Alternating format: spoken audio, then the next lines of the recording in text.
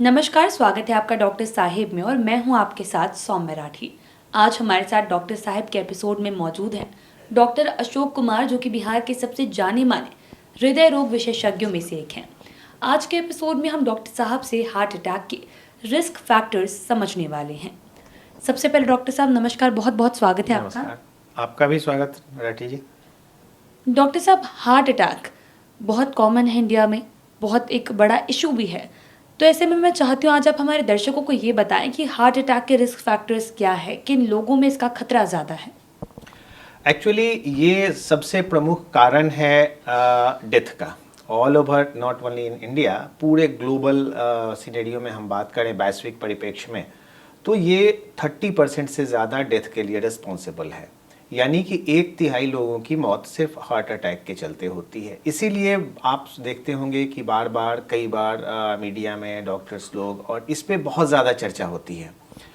और चर्चा होने के पीछे रीज़न भी है, क्योंकि बेजा चर्चा नहीं है। इसको हम लोग अगर इसके जैसे कि सौम्या जी ने जो सवाल पूछा है, इसके रिस्क फैक्टर, अगर इनके रिस्क फैक्टर को हम जानें और रिस्क फैक्टर को हम लोग कंट्रोल करें, तो एक बहुत बड़ी स्टडी हुई है, इंटरहर्ट स्टडी, जिसने प्रूव किया है कि हम इन सारे रिस्क फैक्टर को कंट्रोल करके हार्ट अटैक के रिस्क को 80% तक कम कर सकते हैं। तो ये बहुत बड़ी जीत होगी अगर सब लोग अवेयर होंगे। तो अवेयर होने का सबसे प्रमुख तरीका जो है वो मीडिया के थ्रू लोगों को एडुकेट किया जाए, इन चीज़ों के बारे में लोगों को जानकारी हो तो हो सकती है।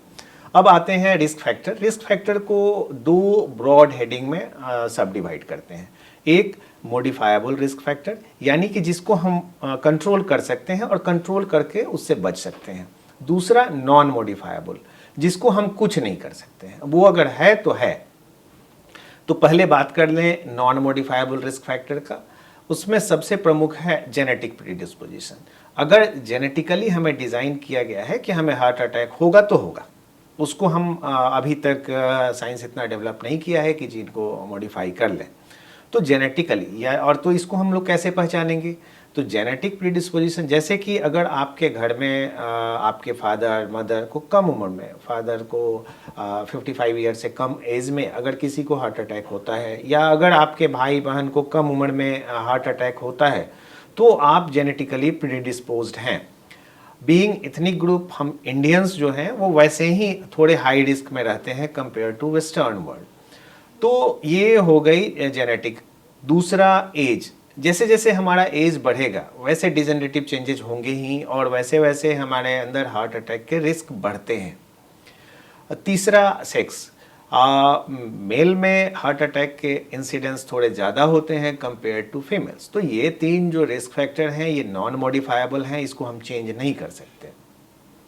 तो अब आते हैं मॉडिफाइबल रिस्क फैक्टर्स पे, जिसको हम चेंज कर सकते हैं और जिसको कंट्रोल करके हम बहुत हद तक इस बीमारी से बच सकते हैं। उसमें आजकल जो बढ़ के आया है सामने, वो ओबेसिटी बहुत बड़ा कारण बन के आया है। ओबेसिटी आप देखें तो ग्लोबल पैंडेमिक के रूप में फैला है, और खास करके देखें तो कम उम्र के बच्चे युवा अवस्था में ही ओबीज हो जाते हैं। और ये जो हार्ट अटैक होने की जो शुरुआत होती है वो फाउंडेशन आपको टीन एज में ही हो जाता है। यहीं पे धमनियों में एक फैटी स्ट्रिक बनना शुरू होता है। फैटी स्ट्रिक क्या हुआ? काई लगने जैसा, जैसे हमारी जो धमनियां होती हैं उसमें थोड़े थोड़े काई लगने जैसा शुरू होता है, वो फैट के डिपोजिशन से होता है। यही ग्रेजुअली बढ़ते चला जाता है और हार्ट अटैक कराता है। तो अगर हम हेल्दी लाइफस्टाइल अडॉप्ट करें और ओबेसिटी ना होने दें, ओबेसिटी कई बीमारियों की जननी होती है। ये एज ए मेटाबॉलिक सिंड्रोम आता है, इसके चलते आपको ब्लड प्रेशर हो जाएगा। ब्लड प्रेशर अपने आप में एक बड़ा रिस्क फैक्टर है। तो ओबेसिटी हो गया, ब्लड प्रेशर हो गया, डायबिटीज़। ये डायबिटीज़ अपने आप में इसको CAD इक्विवेलेंट माना जाता है, यानी कि ये उतना ही रिस्की है जितना कि एक आदमी को हार्ट अटैक हो गया है। इसके अलावा आ जाए तो धूम्रपान एक बहुत बड़ा कारण है। Tobacco in any form, either chewing tobacco कर रहे हैं, चबा रहे हैं, खैनी के रूप में यूज कर रहे हैं, या स्मोकिंग कर रहे हैं, अल्कोहल ले रहे हैं।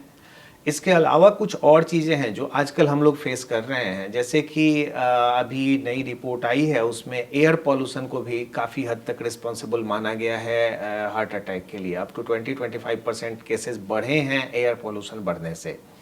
इसके अलावा स्ट्रेसफुल लाइफ, जो लोग स्ट्रेसफुल लाइफ ज़्यादा लीड करते हैं उनमें हार्ट अटैक के इंसिडेंस ज़्यादा पाए जाते हैं। तो और जिन लोगों के खाने पीने में हरी साग सब्जी फ्रूट्स की मात्रा कम होती है उसमें हार्ट अटैक के इंसिडेंस ज़्यादा पाए जाते हैं। तो इन सब चीज़ों को हम लोग कंट्रोल करें और डेली एक्सरसाइज करें सप्ताह में कम से कम 19 आवर्स, तो काफ़ी हद तक इससे हम लोग बच सकते हैं। जी, उम्मीद करती हूँ कि डॉक्टर साहब ने जो सारी बातें बताई हैं आपने उन्हें ठीक तरीके से सुना और समझा होगा। इसी के साथ जल्द मुलाकात होगी अगले एपिसोड में। तब तक के लिए अगर वीडियो को फेसबुक पर देख रहे हैं तो पेज को लाइक करें, यूट्यूब पर देख रहे हैं तो चैनल को सब्सक्राइब करें। कमेंट सेक्शन या मेल बॉक्स के माध्यम से आप बता सकते हैं कि डॉक्टर साहब से आपके क्या सवाल हैं। धन्यवाद।